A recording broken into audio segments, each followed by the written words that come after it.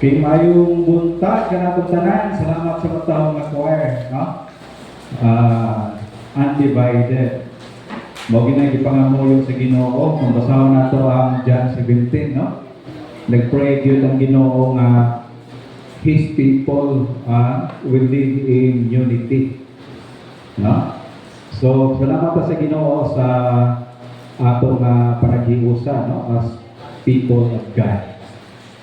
Now, last Sunday, dito man ta sa kuano kato nagkaadto sa higatangan, nag-baptize ko dito usa ka buok. Unya, karon ako nga po na ako tay opportunity nga natay bautismuhan. No?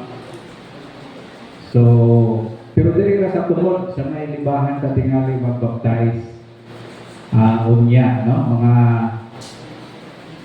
gitanaw po na ako mong tao sa dagat. Ngayon ang taas ko ng dagat. Pakay ko muna layo naman. So, alas 2 or alauna media or alas 2. Nadiha, no? Ang baptismal, natay baptismal service niya. Nang ganahan mo attend niya, mo na ang sigurado na lang na to, sirado alas 2. Nga gusto mo appeal, maka-appeal sila. No? So, salamat sa Ginoo nga successive nga Sunday na nagapabaptize, no? Natay short meeting gihapon karon relation sa ato ang coming church anniversary, no? Natay gamay lang pag-isgutan gihapon. So, dili ta maglangay mga igsoon sa atong teksto sa atong series of study. James chapter 2, napay duha ka verses nato tiwason, no? Verse 25 o verse 26. Unya, mutabok kita dito sa chapter 3, verses 1 up to verse 6, no? So, mao ni natong paghataga o consideration karon sa atong pagbasa, pagtuon, no, sa pulong sa Ginoo. Sa di pa kita makapadayon, mag-aampo sa ta. Ginoong Diyos, sa mga tulong sa kami sa imong mga pulong. Nalaigon ikaw Ginoo, mahimayaon kayo din imong ngalan. O nag-pray kami nga sa abong nga pagtuon nining mensahe, nining bahin sa kasulatan. Speak to us, O God. Andamang nga mga huna, kasing-kasing, nga madinawaton Ginoo sa imong mga pulong. Salamat kay imong pulong, gamhanan, buhi, o kining pagkaon sa among kalat, o mo kining naghahatag kahayag diyan sa among mga dalan.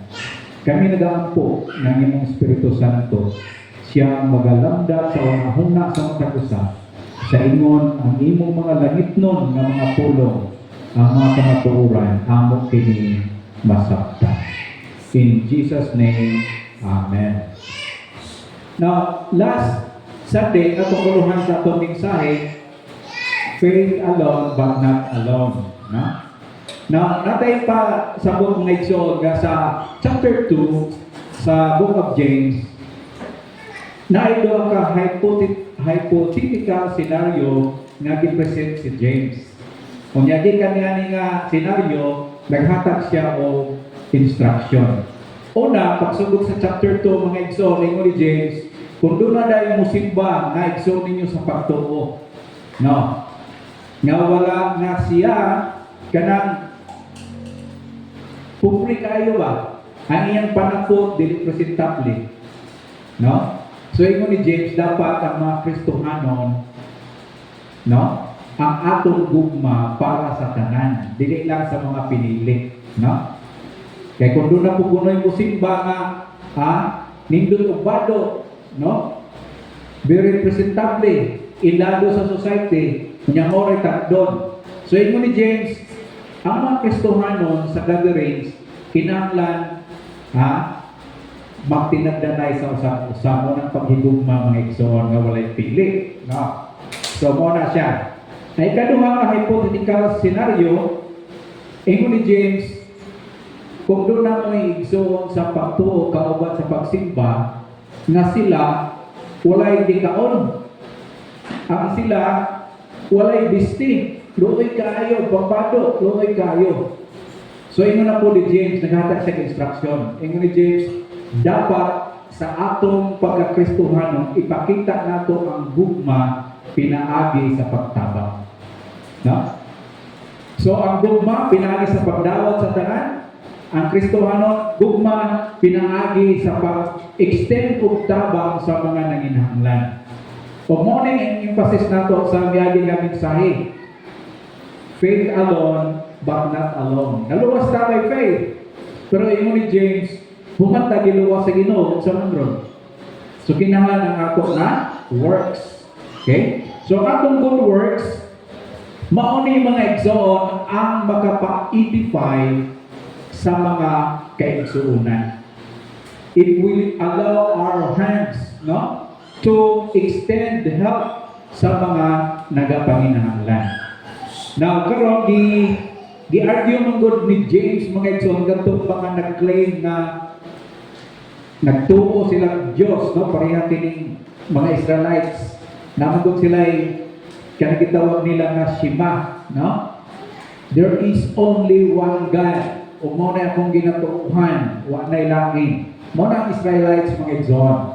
So gikan niya na na-claim, ingon ni James, kung nagtuo ka niya na, dapat ang imong pagtuo sa Ginoo dili lang putod sa una-una. It must affect your life, no?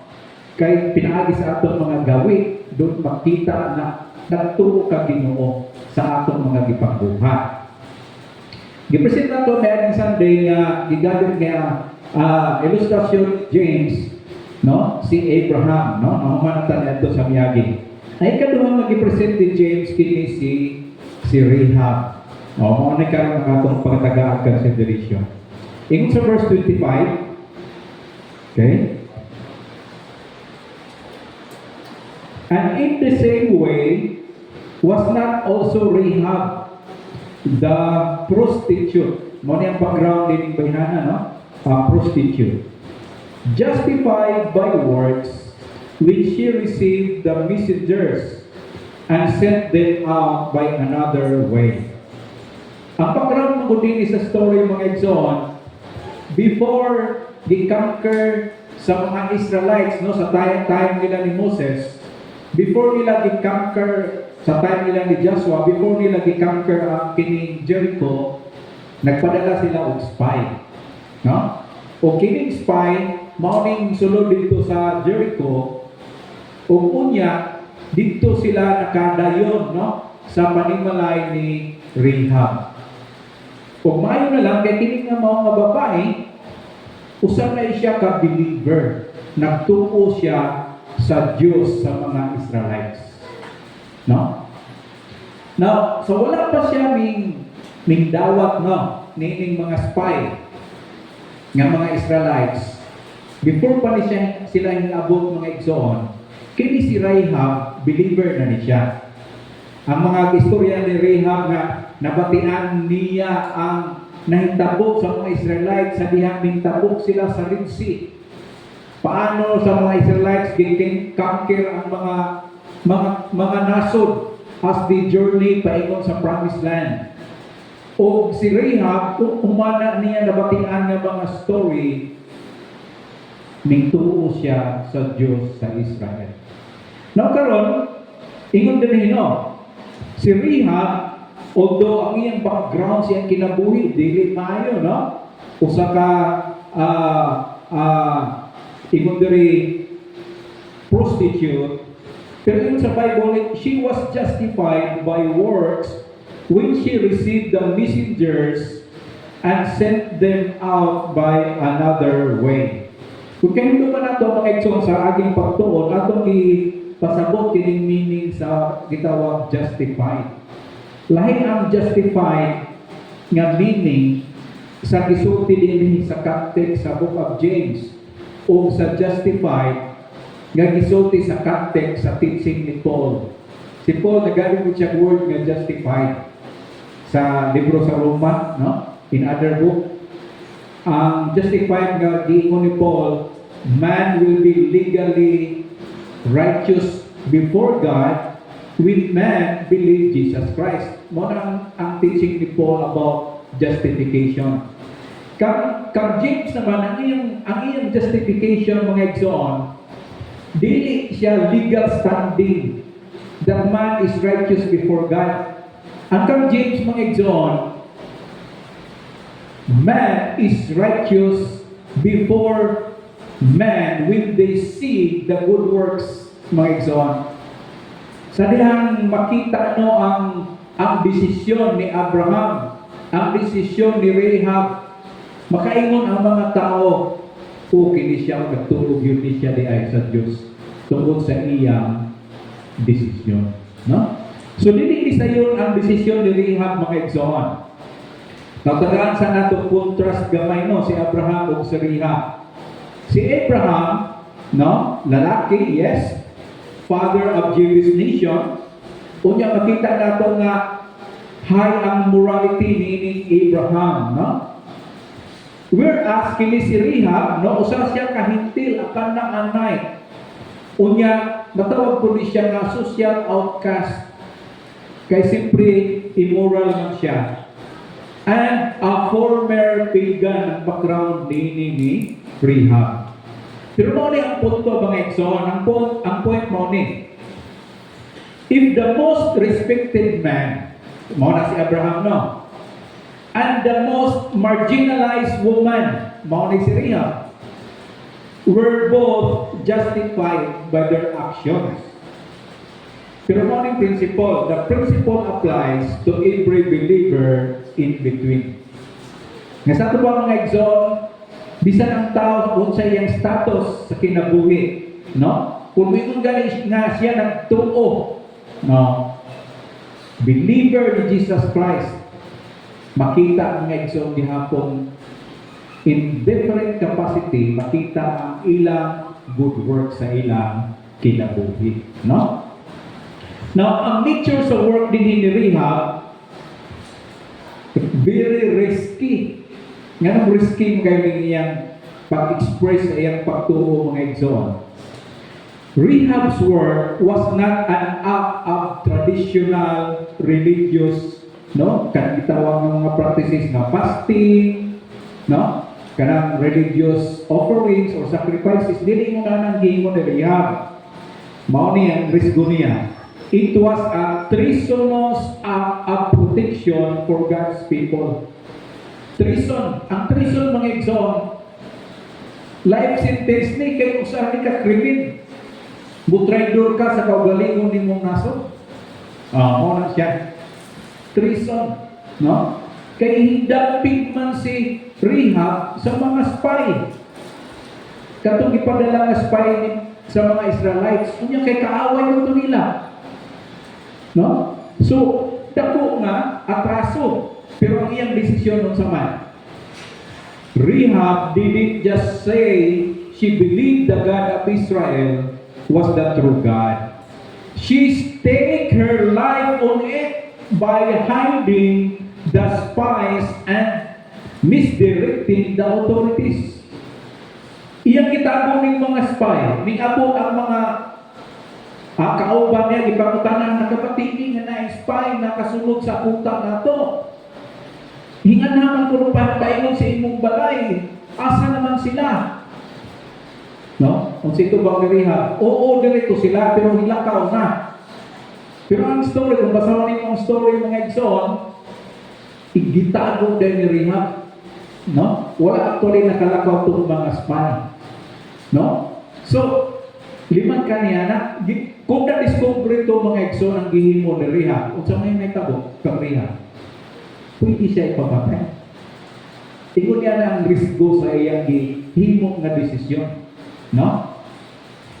So, din ang justification, ang iyang pagtuo ni Rahab was vindicated or justified because when the moment of crisis came, she acted in alignment with her new belief system.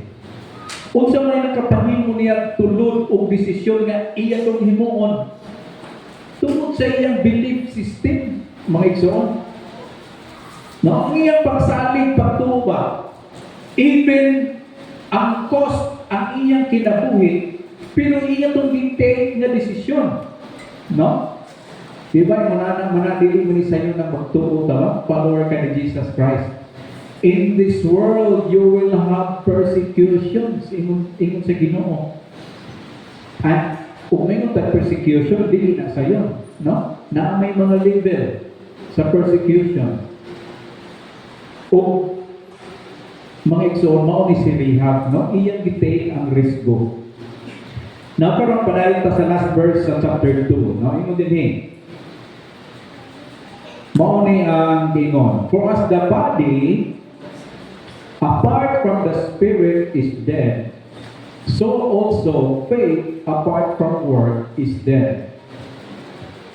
Sa unang part sa atong mensahe ni kung hinundon ka mo sa atong title, Faith Under a Microscope. Mo ta atong title. Okay mo na to dito nga, kung may mo pagtuo, no, by itself, ang pagtuo, dili siya makita. Dili mo siya mabutan sa microscope, niya imong makita, obserbaran. No? Paano lang imong balan ang pagtuo? Kung manifest na ni sa iyang action. Now, imong diri sa verse, as the body apart from the spirit is dead, so also faith apart from work is dead. So ato ni i-explain, no? Mao ni ang pagkumpara the anatomy of faith. Ingon din the body, una ang lawas. Kining lawas represents sa pagtuo. On its own, a body has the form and appearance of a human being, but it lacks the vital principle of life. So kung makikita ka lawas nga naghamiyang diha, may ka na no? Mao na body or tao. Pero kung wala na naginawa, no? So patay siya kaya wala nang ginawa. Okay. On the other hand, ingon mo diri mga igsoon, the spirit, not ang word nga spirit, no? Pero ang paggamit po diri, this represents work. Okay? Remember no? Body, unya spirit. Nasa sila yung mga representations. Ang spirit, mauning work, ang ipasabot din ni. So in Greek though, kining pneuma or spirit is the breath or life force that animates physical form. So kung mayroon ka na spirit, okay, sa ilang pagsabot nini, mao ni siya ang the breath, ang ginhawa. Okay? So ang resulta, mao ni ang mahitabo. Just as a body without breath is a corpse, meaning bakay or anak. Kaya may ginhawa. Na kung ang lawas, walay ginhawa. So a provision of faith without the breath, kung wala po ginhawa of action, is, para kang James, is spiritual corpse. No. Kaya wala may makita na nagalihok, mga igsoon. So, mao ni gi-reverse din ni James mga igsoon ang expectation. Kaya ingon niya dire, kasagaran, we think of the spirit, may kitang spirit, internal, invisible. Pero dire mga igsoon, no? Ang gamit ni James, iyang gibaliktad, iyang gibalik karon. James flipped the metaphor. Unsa man? He suggests that works are the very thing that gives body to faith. Without works, without work, faith is a hollow shell. So it emphasizes that a living faith is inherently an active faith. No? So ang pagtuo mga igsoon nga buhi, active siya. No? Makita sa pag-work mga igsoon. Now, so far, din sa book of James na ay makita nato maupat ka pagtuo. Atong enumerate, no? Una, sa verse 17, nag-mention siya of dead faith. Okay? Ang dead faith, morning intellectual lang. No life, no change. No? Dead faith. Nag-mention po si James of demonic faith. Mabasa nato na sa verse 19. Meaning, correct theology. No? Knowing God is one. accompanied by fear, but no submission. No? Hadlok lang sila pero di mo submit sa Ginoo. Mao nang demonic faith. Now sa verse 22, nag-mention si James of dynamic faith. Kung sa maning faith, faith that is active along with works. And then sa verse 24 or 25, gipakita ang gitawag demonstrated faith.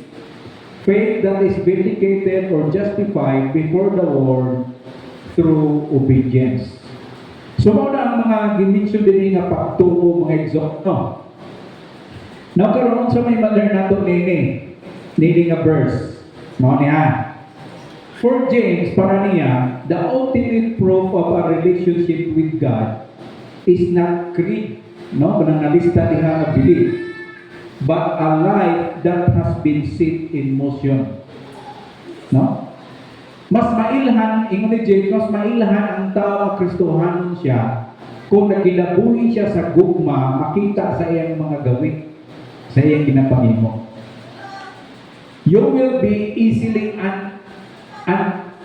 masaktan, no, sa mga tao nga Kristohanon ka sa imong dealings with people kung naaba diha ang gugma nimo. No?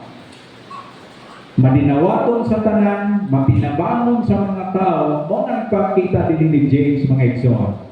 So for James, the definitive evidence of one's connection to the divine is found not in the recitation of formal doctrines, but in a life characterized by active, transformative movement.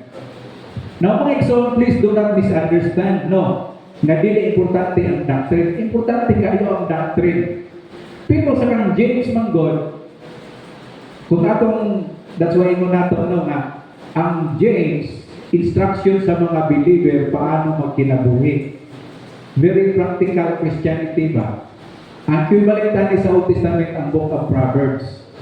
So, paano mamuhay bilang Kristohanon? No? So, ito ni James, mabalaan yun ang imong pagka-Kristohanon. Makita sa imong gawin, sa imong kinabuhi. No? So, action is the evidence of life. So, kung ano sa kalawas, nagalihong-lihong niya, uy, buhay na. If a person claims to have faith but lacks the fruit of good works, that faith is functionally not non-existent. No? Para kang James. No? Pero yung naning mga exon, works do not earn salvation. Ato ginahinunduman ha nga statement. Work do not earn salvation. But they prove that salvation has actually taken place. Si Abraham ba, si Rahab, makita nato ang ilang mga action, no, sacrifice. Years ba yan ang span ng mga exon? Pero, kung nangamatay sila, bipunto sa ilang mga gipanggawin mga exon, mga saved sila, mga luwas sila. Mo nang na to. Works do not earn salvation, but they prove that salvation has actually taken place. Meaning mga exon, kung ato yung tanaw sa teaching sa soteriology, ang kining good works, secondary proof ni siya sa atong salvation. Meaning, ang atong transformed lives ba? Kung mo ni gisulti po diri ni James nga may lahan ang tao na nasave siya. Pero kung mag-istud primary, pinakarason yun sa atong salvation is the promises of God. Ang i-promise sa Ginoo sa iyang pulo. No? Na kung mutuo ang tao kang Jesus Christ, sila maluwas. Now, mutapok kita mga exon sa chapter 3. Ang chapter 2, no? Mao to mga exon ang pagtuo makita diha sa ato mga buhat. The way we work. Kini chapter 3 mga exon, ang atong pagtuo makita mga exon the way we speak. No? Ang atong pagpanulti.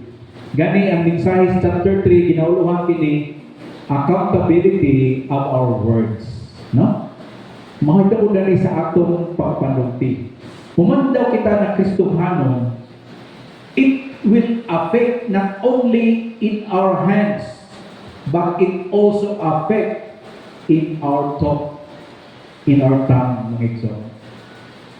Kung mo niya mga tagaan na consideration, mga igsoon. Ikon sa verse 1, not many of you should become teachers, my fellow believers, because you do not know that we who teach will be judged more strictly. Okay? Sa mga believers niya, ingon ni James, okay? Not many of you should become teachers. Okay? Now, nga nung unahan ni Mani, kay kung may teacher mga igsoon sa ilang na time, no? Sa ilang na time. The Greco-Roman and the Jewish world sa ilang na time, a teacher was a figure of authority and influence. Kung muingon nila ka sa muna na teacher na, hangad ang mga tao ng mga igsoon. Kaysa muna nga panahon, Panginoon nga teacher, sikat na siya na profesyon yun. No? Now, many early Christians likely sought the position for the status, no? For the status it conferred. Kaya dito lagi, no? Para ba sa ato karon ba? Kung sa'y kurso sikat, patok kaayo, ganaan dito diya, dagan magdinaguso ang mga tao, mga mag-enroll diha. Mao po di sa ilang panahon mga igsoon. Ganahan ang matag usama kay teacher. Oo. Pero mao ni James was writing to a Jewish Christian audience. In Jewish tradition, ang ilang mga teacher gitawag rabbi, mga religious teacher. The rabbi was the community's pillar. Liman kaniya na. Kung rabbi ka sa ilang na time, haligi ka sa community. James is tempering the ambition of those who want the title without understanding the weight of the task. Ang ipakita ni James mga igsoon, sige, nindot man ang mga teacher, pero mauni. That's why yung ni James, no? Not many of you.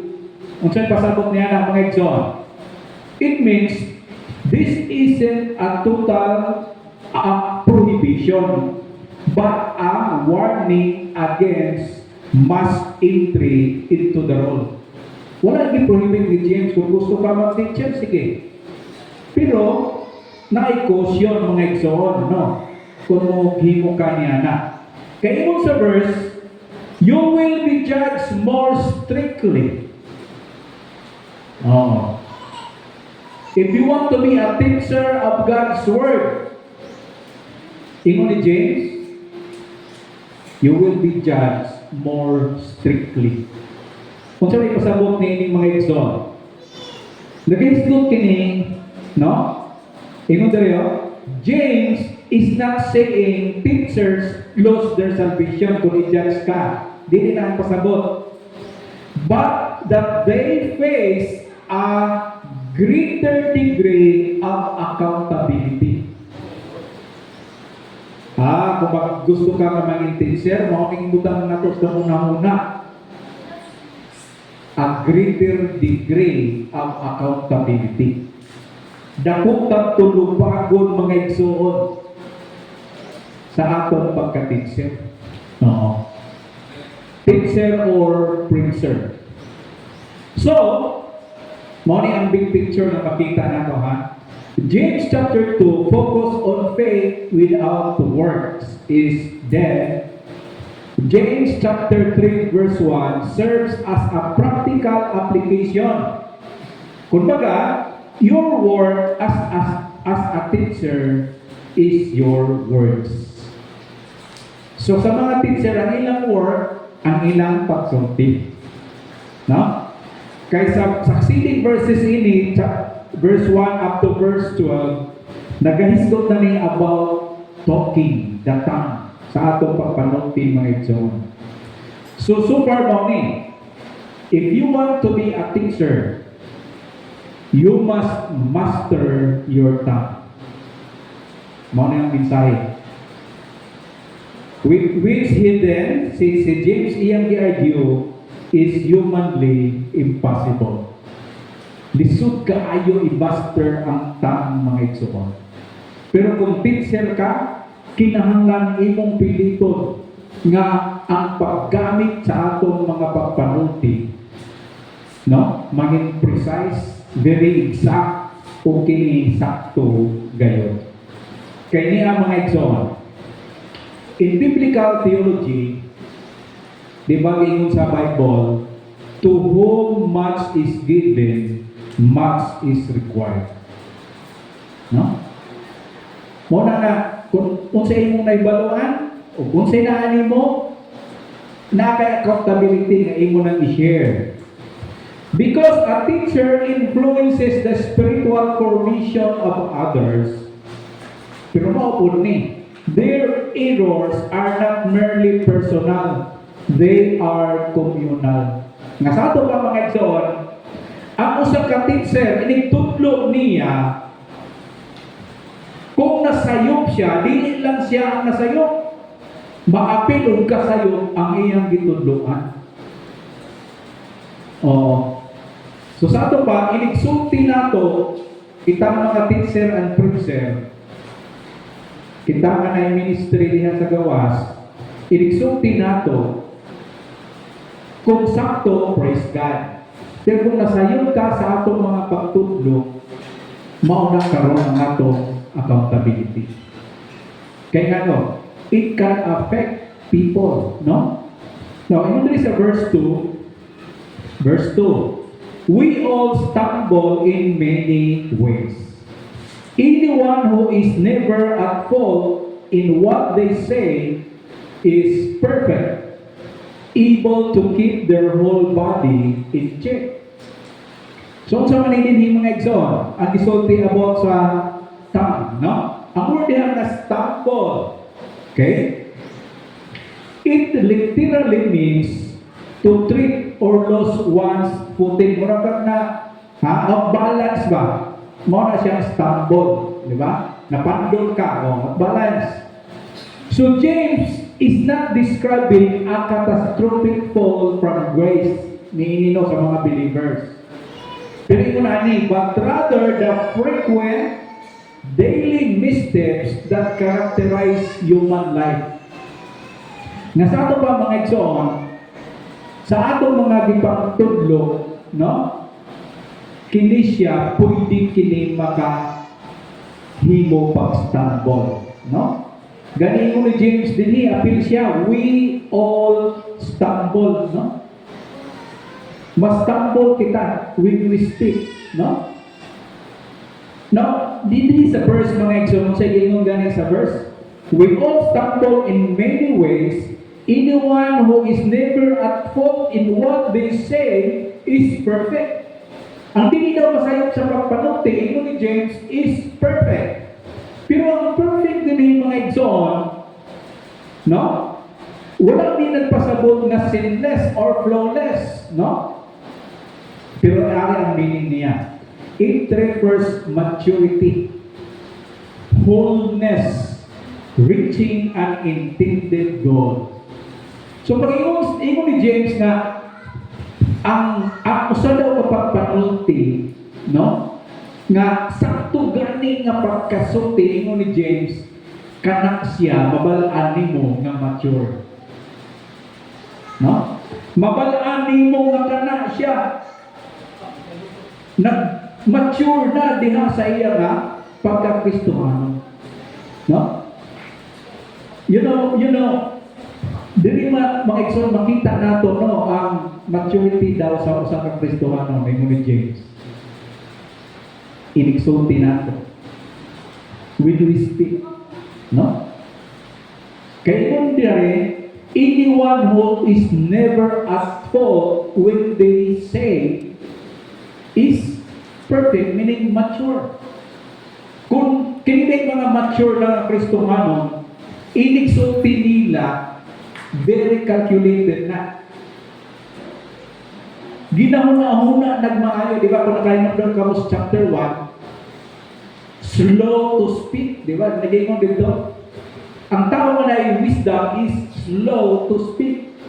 Kung dili mga explain mo ni James, when you speak, mabalaan mo sa katao. Kaya mo din kung naa na siya maturity, maayo na ang iyang pagkasulti. No? Dili tira-pataka, na may tira-pataka lang na sulti.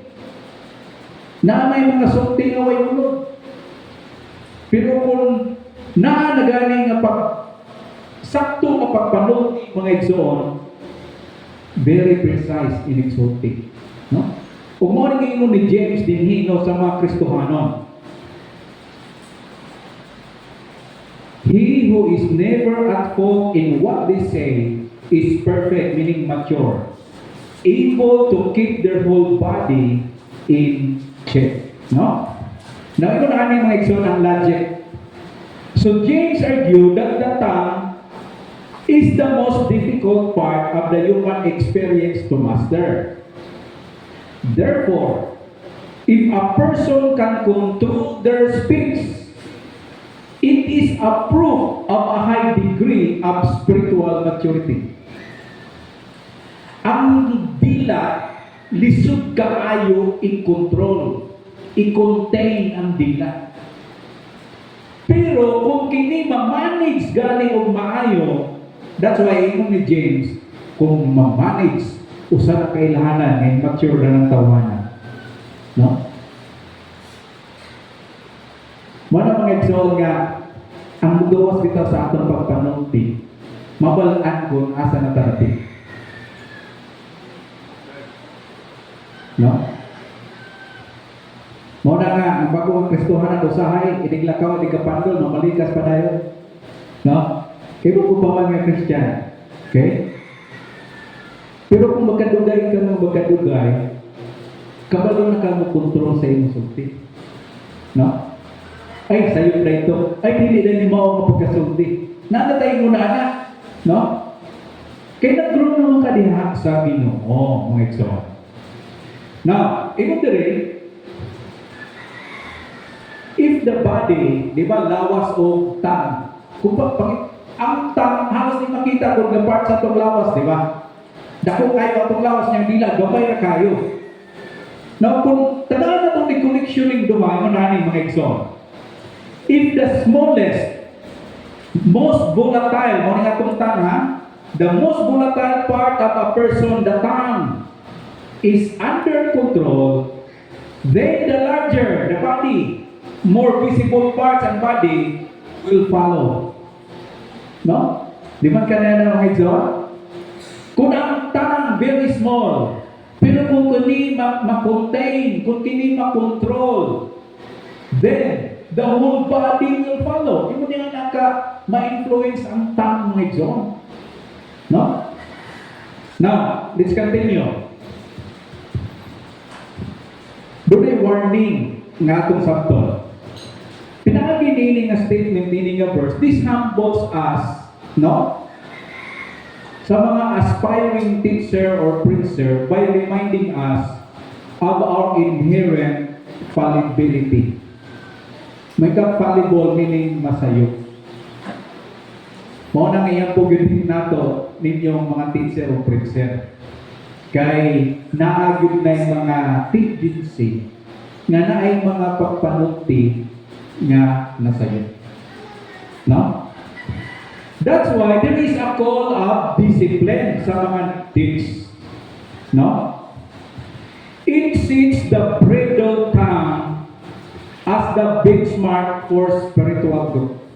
Mo'y ka-bridle tongue, no? Mo nang na kuana na manso na, no? Makontrol na. For James, ingunahan ni God, true religion isn't just internal belief. It is the external mastery of one smallest member. No? Kaya sa chapter 2, ang emphasis ni James, ang imong pagtuo makita sa binuhatan. There is a chapter 3, ingon ni James, ang imong pagtuo makita sa imong pagpanulti. Kung makita din yung mga igsoon, makining atong tang, kinahanglan nga kini ato gayon magsuhon. Ato tuturahon, no? Verse 3. When we put bits into the mouth of horses to make them obey us, we can turn the whole animal. Nagamit si James of illustration, the bit into the mouth of horses. Okay? Kaya ba naman tanayan ang horses, di ba na siya busal? Putawag butang sa ilang baba, anak. And the end sa duha, nanahigot, nagigunitan dito sa nagsakay. Okay? Mo nang picture diri mga igsoon. Kung sa may ato pakita din nagkahiskot kini about direction mga igsoon. A horse is a massive, powerful creature. Di ba? Nato kayo horse. Yet its entire direction is determined by a small piece of metal in its mouth. Ang metal, ibutang lang sa busal no, sa bakpa sa kabayo. Kamay na kayo, halos din na mo makita. No? So James, para kang James Mauni, he is arguing that our tongue functions exactly like this bit. It is the steering mechanism of a person's life. No? Mura sa driver ba ang tongue? No? Maka-change of direction. Mga igsoon. So, sa manin? So, a responsible tongue, kinahanglan maging responsible. Kaya naman, it can affect the direction of the listener. No? For example, ang mga jihadist sa Islam, tungkol ba na sa mga mentor nila, mga religious teacher nila, tungkol sa mga ilang nabatian, sabon, gusto ko mag-jihad. Wala sila. They are willing to sacrifice. Ang mga ideologists, estudyante sa UP, makapatigan na sila lecture, iniguban ba yung sila, musakan ng bukid. Manaka na magbukid. No? You see, our tongue, mga igsoon, can direct a person. No? Muna na kung ang atong tongue, ang atong pagpanulti, ang direksyon sa tao nga nagapamati, sito it nga maayo ang direksyon nila tungkol kay sakto ang atong gisulti. Pero oroy kung sayok na, mo na ron. Di ba? So karon, comparing meaning external and internal, no? Dapat, kining busal mo sa kabayo is an external tool used to bring a wild animal into submission. In the same way, the taming, James speaks of is the process of bringing our internal impulse under the beat of spiritual discipline. So kinahanglan dayon mga igsoon ang atong kaugalingon ba sa mga teachers, kinahanglan na ay discipline. No? When we speak, kinahanglan kabalot mo discipline, mo control. No? Kaya nga naman, it gives direction mga igsoon sa mga nagapamati. Di ba kita mga ginikanan, we always talk to our children, always reminding them. We give them direction when we speak. No? Mao na mga igsoon ang paggamit sa atong dila. Now, ingon din sa verse, when we put bits into the mouth of horses to make them obey us, we can turn the whole animal. No? Ang word din nga obey, this suggests that the bit ng busal doesn't just force the horse, it guides it. No, mugay na ng bit mga igsoon. Pagbira sa to, turn pa right ang horse. Pagbira sa left, tungod sa left, mo turn sa left ang horse. In the context of the tongue, kay di lang nagisgutan din eh. Our speech doesn't just reflect where we are going, it actively persuades our whole being and our surroundings to move into a certain direction. Kaya kita mga exo nga, when we speak, we influence, we persuade people to do something. No? Mao na makita nato din sa tongue. Okay? So, the analogy, makita nato din yung analogy, the bit, no, unang busal, sa verse 4, gikumpara po din sa timon ang tongue. Sa verse 5, gikumpara siya sa awa sa kalayo. So, ato ni tanawon niya, no? Pero muna yung emphasis. Sa analogy, isip busal, this focus about direction, meaning ang ato daw nga dila makahatag og direction. Ang ato pud nga dila ingon sa verse 4 makahimo pud ni sa pag-navigate properly. O ang atong dila kung di ka magbantay makahatag pud ni distraction. No? Mo nang ingon sa verse 5. Pero kung kuha nato application ng verse, no? James is making a point, mga exon. A point, a leverage. Kung saan man ang leverage, you utilize by your assets kung saan naan mo to gain something. So yun din James wants the reader, especially the teacher sa verse 1, to realize that you cannot separate your small speech from your large life. If the tongue is unbridled, the whole animal, the person's character and influence will eventually go astray. So meaning, kung ang horse, wala siya'y busal, wala'y bit, ang may tabo sa horse, mawadaan siya proper direction asa sa paimon. Ha? Maupod na sa atong kinabuhi daw mga igsoon.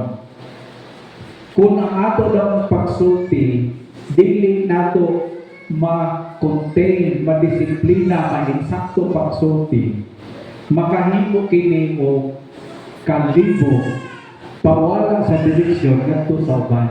But if we properly maayo nga paggagamit, na nindot kayo ang paggamit nini, magmaayo yun ang direksyon sa kinabuhi sa tao. Now, in sa verse 4, or take ships, mga ikaduhang illustration, take ships as an example. Although they are so large and are driven by strong winds, they are steered by a very small rudder wherever the pilot wants to go. No? Di ba sa ilalong sa ship, na-behind propeller, napoy timon. Mamauning rudder ang timon mga igsoon. Ang timon, no, sa mga bangka, tanaw ni mo, gamay raman yun siya. Ang timon, gamay ra. No? Pero makita nato ang influence sa timon. No? So by comparing the tongue to timon, the rudder, James emphasizes that even though the vessel, no, one person's life, or even the community is massive, the common church, no, yung ani, and subject to powerful forces, its ultimate destination is decided by a piece of wood, morning timona piece of wood, that is tiny by comparison. Ang destinasyon daw sa tao, sa organisasyon, ginadesisyonan sa timon. O ang timon diri mga igsoon, ang dila. No? Muna kami nungdanon ang timon sa usa ka barko sa bangka.